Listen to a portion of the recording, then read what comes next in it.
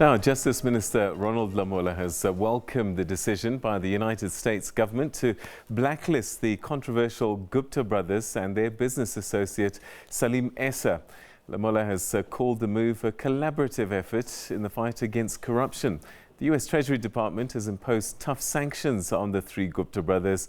And for more on this, I'm now joined by the Minister of Justice and Correctional Services from our Pretoria studios. Minister, thanks very much indeed for joining us.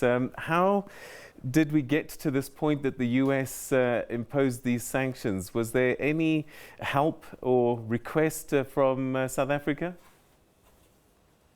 Good afternoon, Peter, and to all the viewers at home.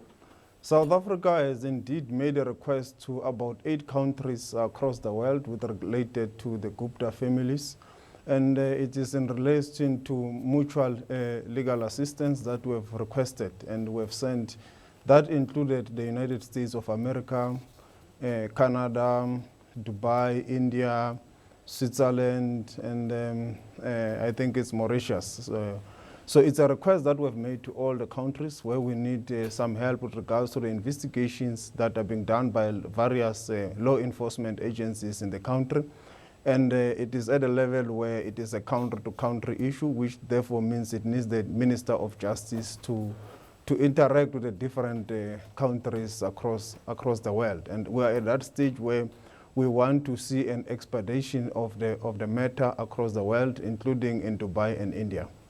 So these sanctions imposed by the Americans, what will they mean for the Gupta brothers? I think for us, what is important is the request that we had sent, the mutual legal assistance request from the US that we had sent to them. And when it comes to the sanction, you will know, I think the Ambassador of America has explained it to yourself and to the various media houses that it's an executive order that they have within their legal prescripts if they've got some kind of evidence and so forth to deal with it. For us, what it means is that we will be able to exact the necessary pressure of financially and otherwise through the legal system to one day see the Guptas coming back to South Africa to face the law and to be brought to book, and they go through our legal challenge processes in the country. So they're in the United Arab Emirates at the moment, we believe, and that's another country that you've asked to ratify extradition treaties with them. Take us through that and what that might mean. Yeah, you will know, I think it was in last year, around December, the South African Parliament ratified the bilateral agreement with the UAE, which was signed in 2018. And we have also expecting the UAE to also ratify the same agreement in their own processes. But in our view, it does not stop them to assist us with any other thing that might have been requested. And it is for that reason that we are in communication with them and India, requesting them to help us to expedite the processes that relates to the mutual legal assistance that we need from both countries.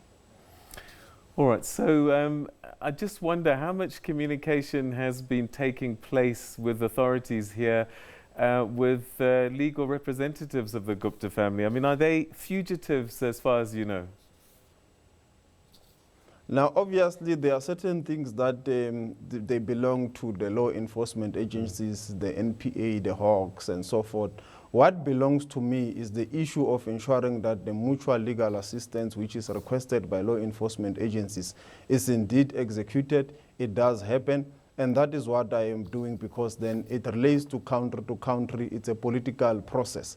But the process of whether somebody is a fugitive, whether they are charged or not, it's a detail which belongs to the law enforcement agencies. My role is to ensure that whatever that they have requested, whatever that relates to the mutual legal assistance does happen and it is executed. And that is what I am helping to facilitate, that it happens across the world.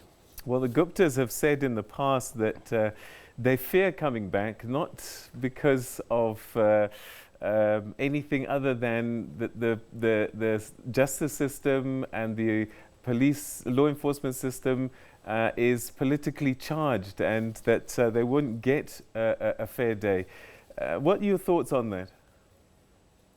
Now, South Africa has proven across the world through various international benchmarks and indicators that it's a country where the rule of law is highly respected, and it's a country where the independence of the judiciary is prevalent, it's open, anyone can see. There's not even a need for any suspicion about the independence of our judiciary and about the independence of some of our institutions, the law enforcement agencies and so forth. So I don't think that that accusation is baseless. In fact, it's shifting the responsibility by them, or they're just shying away from dealing with the real issues. Our country's judicial process has been proven, and I think against benchmarks in the international community, that the rule of law is respected. It's an independent process. All right, so you're taking every efforts possible. It's if you are to win the day, anybody who's found wanting at inquiries such as the State Capture Commission will have their stories tested. Yes, definitely. Their stories will be tested. Some of these inquiries are necessary that they should happen. And within the confines of the law, we believe that at some point their stories, even in the commissions, they are being tested. And you are allowed to ask anyone a question. And if it is referred to any law enforcement agencies, again, it will be tested. So there is no doubt at all that our systems are constitutionally guaranteeing for a fair process for anyone who goes through them. And we've also had a meeting this morning with Judge Zondo with regard to the commission and the various challenges that it has. And we as a department are very happy with the current progress of the commission. And we believe that they are doing a very good job that must be supported. And we are just, both of us, concerned that we need to do it within available limited resources. All right, Minister, we've run out of time, but another question completely unrelated. There have been questions raised quite a bit recently about the parole board. What are your thoughts on it, its consistency or lack thereof, and perceived decision-making? Yeah, we do have some few concerns with regard to the parole boards, but they have to run within what is prescribed in terms of the correctional services laws, and ensure that whatever processes that they follow is in compliance. It also shows some kind of empathy to the victims of the crimes. When you recommend to release anyone, there must be some kind of consultation with the people that were the victims of the offender. So those are the kind of issues that we think needs to be strengthened going forward. Okay, all right, Minister, we're going to have to leave it there. We've run out of time, but thank you very much indeed for giving us your time today. Thank you very much. Okay, so that was Minister Lamola, the Minister of Justice and Correctional Services, speaking to us about what seems to be a closing net for the Gupta family and their associate Salim Essa.